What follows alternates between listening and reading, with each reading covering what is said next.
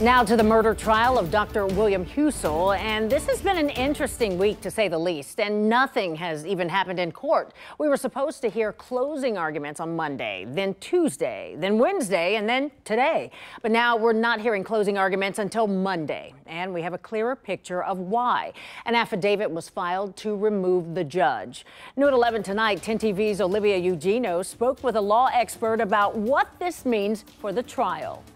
It was March 31st when the defense rested its case. That means there will be 11 days between then and the beginning of closing arguments, which one law expert says is unprecedented.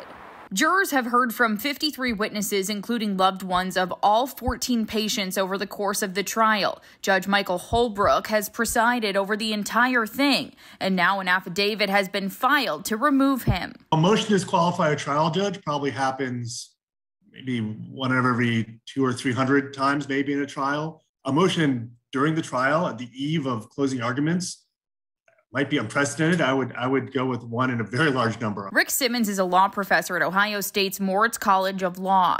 He says this kind of affidavit is typically filed when a judge is believed to be biased or has a conflict of interest, which would normally happen before a trial begins. He says when an affidavit is filed to remove a judge, a case must stop when it is being reviewed by the Supreme Court.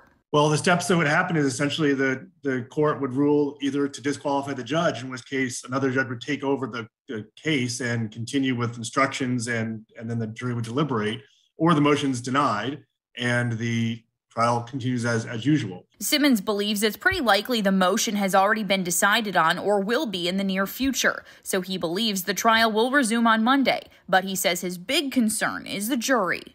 The way juries work is they're supposed to, not come to any conclusion on their own, and instead talk to each other first and then come to a joint collaborative decision of guilty or not guilty. Now they're going to have almost 2 weeks of just sitting by themselves, essentially thinking about this case. Again, the closing arguments are set to begin on Monday. 10 Investigates did speak with Judge Holbrook, and he says he is not allowed to comment on the affidavit, but did say he plans to move forward with closing arguments next week. Olivia Eugenio, 10 TV News.